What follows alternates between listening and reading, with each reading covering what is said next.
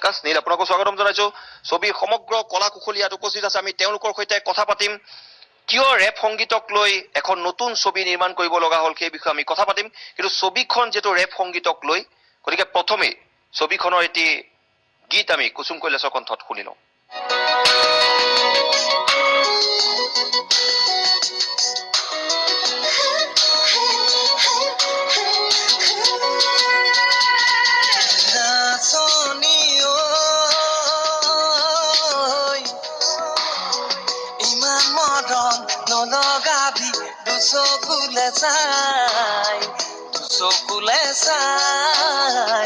চকুলে চাই নাচনি তোৰে কথা ভাবি ভাবি ৰাতি নোপোৱাই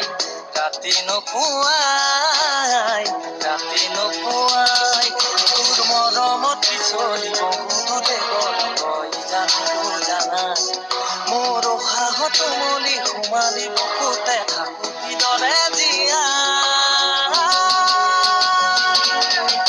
নাচনি ইমান মৰম নলগাবি দুচকুলে চাই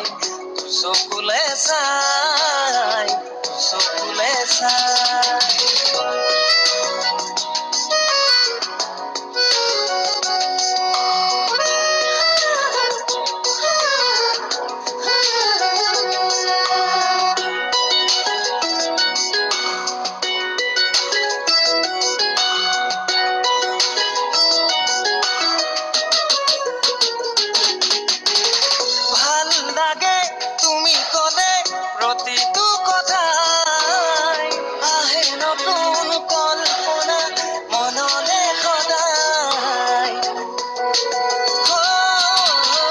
ভাল লাগে তুমি কলে প্ৰতিটো কথাই আহে নতুন কল্পনা মনলে সদায় হে যাৰ ভাৱনাই নাজানো কিনো কৈ যায় বহুতে ভাবোতে চিন্তে উভাই নিভাই ভাগিলে ভিতৰে সপোনতো তই পগলা হলো মই বলিয়া হলো মই দিন ৰাতি চাই দিন ৰাতি থাকো তোলৈকে বাটে চাই ৰং দিলো আঁকিলো তোক কলিজাত সজাই ঘনাইলো চাও মুখনিটোত মনতে পেলাই ৰং দিলো আঁকিলো তোক কলিজাত সজাই ঘনাইলো চাও মুখনিটোত মনতে পেলাই হে যাৰ ভাৱনাই নাজানো কিনো কৈ যায় নাচনি তোৰে কথা ভাবি ভাবি ৰাতি নোপোৱাই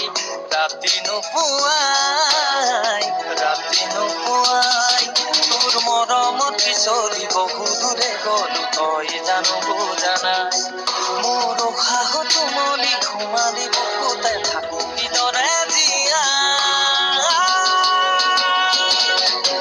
নাচনি ইমান মৰম নলগাবি দুচকুলে চাই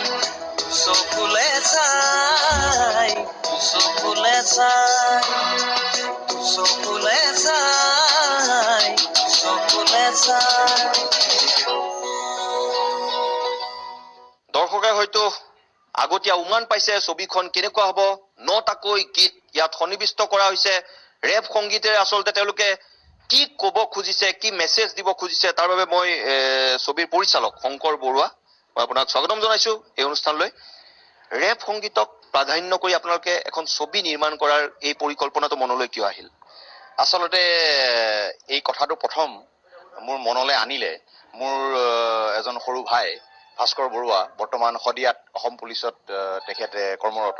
তেখেতেই মোক প্ৰথমতে মই বিদেশৰ পৰা অহাৰ পিছত মোক সজাগ কৰিলে যে অসমত মৰাণত এটা বেলেগ ধৰণৰ সংগীতৰ ধাৰা, যিটো ৰেপ সংগীতৰ ধাৰা এটা সৃষ্টি হৈছে আৰু সেইটো আগুৱাই লৈ গৈছে। আপুনি এইমাত্ৰ নাম ল'লে কুসুম কৈলাশ আৰু নীল আকাশে। চ' গতিকে সেই কথাখিনি লৈ আৰু লগতে আৰু অন্যান্য শিল্পী নিশ্চয় আছে।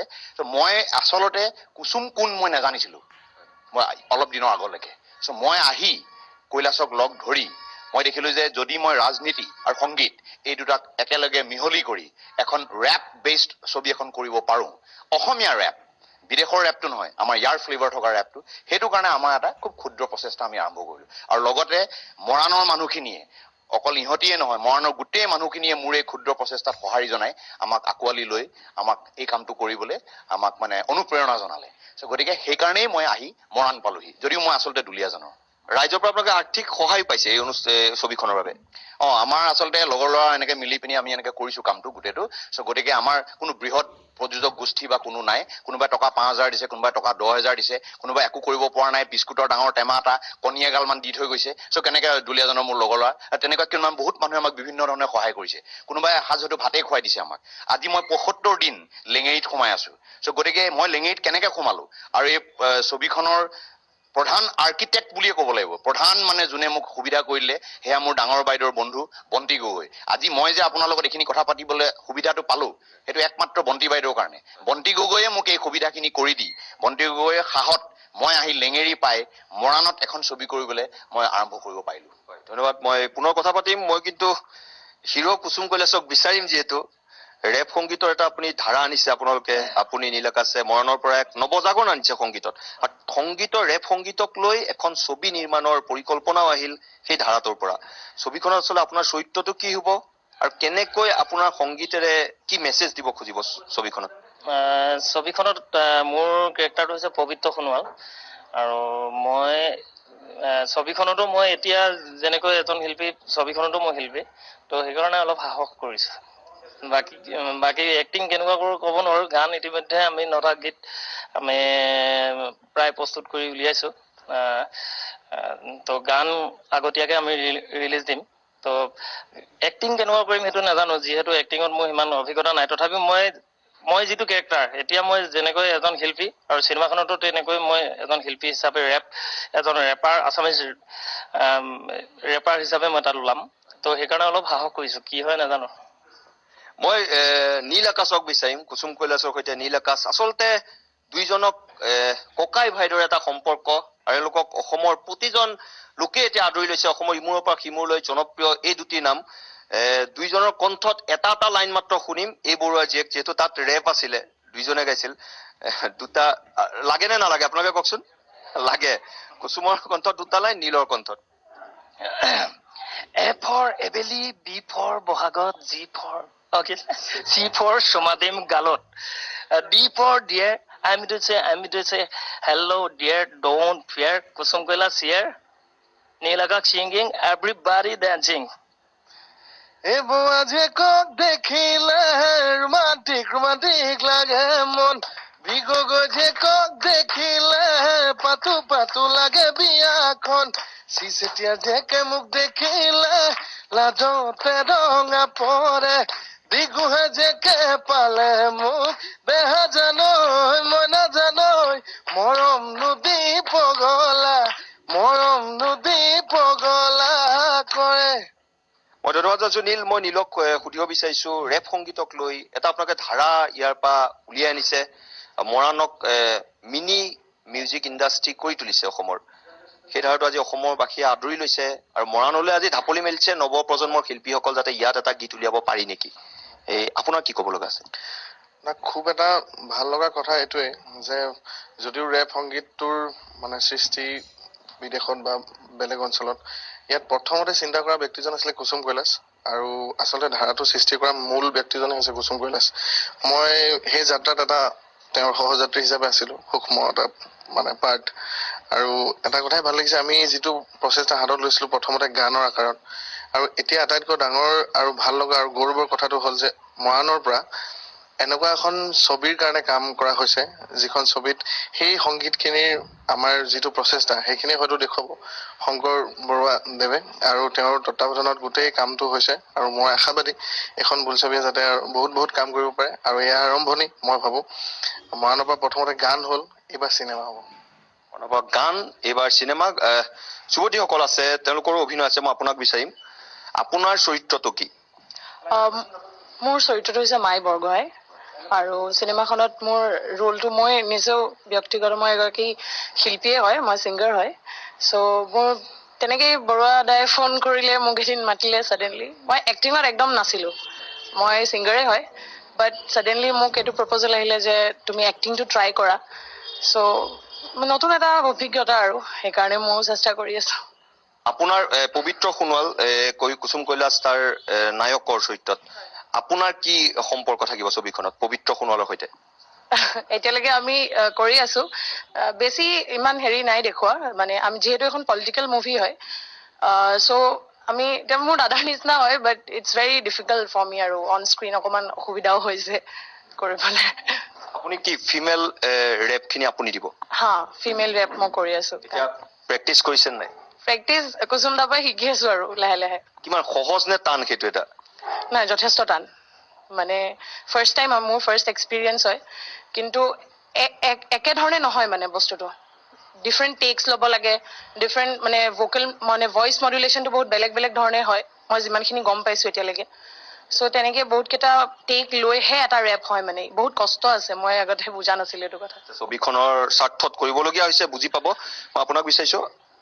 আপোনাৰ কি কেৰেক্টাৰ মোৰ কেৰেক্টাৰটো ৰূপহী শইকীয়া ফুনা শইকীয়াৰ জীয়েকৰ ৰোল প্লে কৰিছোঁ মোৰ 5 বছৰীয়া ছোৱালী এজনীও আছে তো ছিংগল মাডাৰৰ লাইফটো কেনেকুৱা সেইটোও ইয়াত মানে দৰ্শকে চাবলৈ পাব আৰু বিশেষ ভাল মানে মই বৰুৱাদাৰ কনচেপ্টবোৰ বিৰাটেই ভাল পাওঁ ইউনিক তেওঁৰ কনচেপ্টটো এইটো কাৰণে মই আকৰ্ষিত হ'লোঁ দেই এই প্ৰজেক্টটোৰ কাৰণে আৰু সেই আৰম্ভণিৰ পৰা আছোঁ মই চ' চাওঁ বহুতখিনি এক্সপেক্টেশ্যনছ আছে চিনেমাখন লৈ যিহেতু ৰাজনীতিবিদৰ কথা ওলাইছে মই বৰুৱাক সুধিছো কুসুম কৈলাশকো মই সুধিব বিচাৰিছো কোনোবা ৰাজনীতিবিদক টাৰ্গেট কৰি লোৱা হৈছে নেকি কোনোবা বিধায়কক হৰুৱাৰ কিবা পৰিকল্পনা কৰা হৈছে নেকি ছবিখনত নহয় তেনেকুৱাও নহয় ছবিটো আমি ছবি বুলি কোৱাৰ লগে লগে এটা কাল্পনিক এটা আমি এটা যেনেকে কাহিনী আৰু এটা তাত কল্পনাৰ চৰিত্ৰ আছে তাত যেনেকে এতিয়া মোৰ সংগীতবিলাকত এতিয়া ধৰক বিপ্লৱী ধৰক আমি এতিয়া কিছুদিনৰ আগতে লাচিত কীৰ্তি গাইছোঁ তাত সম্পূৰ্ণ ডিফাৰেঞ্চ হয় আগত মই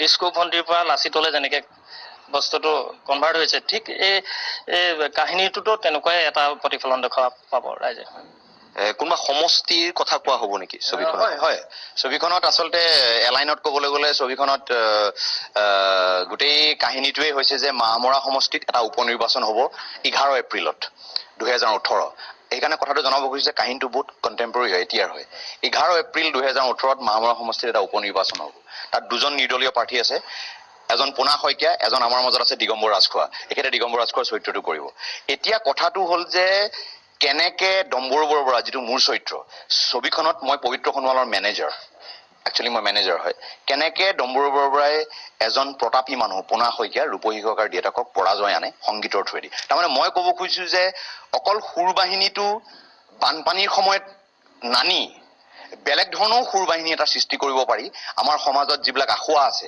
আমাৰ যিবিলাক নিচলা মানুহ আছে সেইখিনি মানুহৰ কথা অকল আমি বানপানীৰ সময়ত ভাবিলে নহ'ব সেই মানুহখিনিৰ কথা আমি এনেও ভাবিব লাগিব যিটো কথা মই পবিত্ৰ মানে এতিয়া কৈলাশক কৈছো যে আচলতে এই উত্তৰণটো আৰ্টিষ্ট এটাৰ যে উত্তৰণ হয় তাৰমানে তাৰ প্ৰথম যিটো গান শুনিলে আপুনি আকৌ দুলীয়াজান সেই গানটো লিখিছো কাৰণ মই দুলীয়াজানৰ কিন্তু দুলীয়াজানৰ পৰা গৈ সি যেতিয়া গাব তোৰ হাতত তেজ লাচিতৰ কেঁচা তেজ চ' গতিকে তাৰ সেই উত্তৰণটো সেই যাত্ৰাটো প্ৰত্যেকজন আৰ্টিষ্টৰ শিল্পীয়ে নিজৰ এটা স্বকীয় যাত্ৰা থাকে সেই স্বকীয় যাত্ৰাটো অকণমান ক্ষুদ্ৰকে যদি মই ধৰি ৰাখিব পাৰো সেইকাৰণেই মই ৰঙীনখন কৰিছো আৰু ডাঙৰ কথা হৈছে কি ৰঙীনত অসমৰ এই অঞ্চলটো মই দিহিঙৰ পৰা ডাঙৰ হোৱা চ' গতিকে দিহিঙৰ কাষে কাষে থকা যিখিনি মানুহ আমাৰ নাহৰকটীয়া ৰাজগড় টিংখং ইফালে দুলীয়াজান মৰাণ এই গোটেই অঞ্চলটোক মই অকণমান যেনেকে পাৰো দিহিংখন মোৰ ছবিখনৰ মানে বুৱতী নৈ হিচাপে যিটো কণ্টিনিউটি অফ লাইফ যিটো জীৱনৰ যিটো আচল যিটো বুৱতী নৈ সেইটোকেই দেখুৱাবলৈ গৈ ছবিখনত মই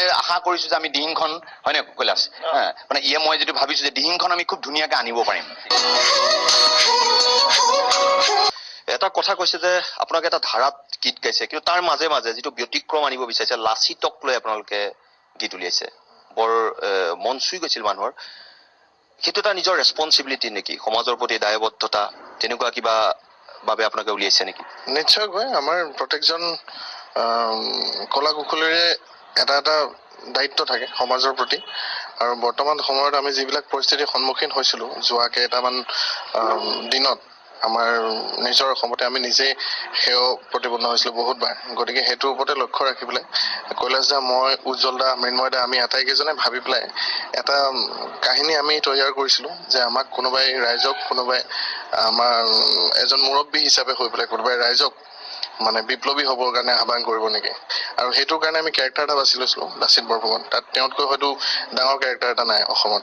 গতিকে সেইজন তেনেকুৱা এটা কেৰেক্টাৰ আমি বেছ কৰি পেলাই এটা গান কৰিছিলোঁ লাচিত। আৰু সেই গানৰ জৰিয়তে আমি যিমানবিলাক পাৰি আৰু মেছেজ দিবৰ কাৰণে চেষ্টা কৰিছোঁ। ঠিক আছে, যিহেতু ৰেপ সংগীতক লৈ এখন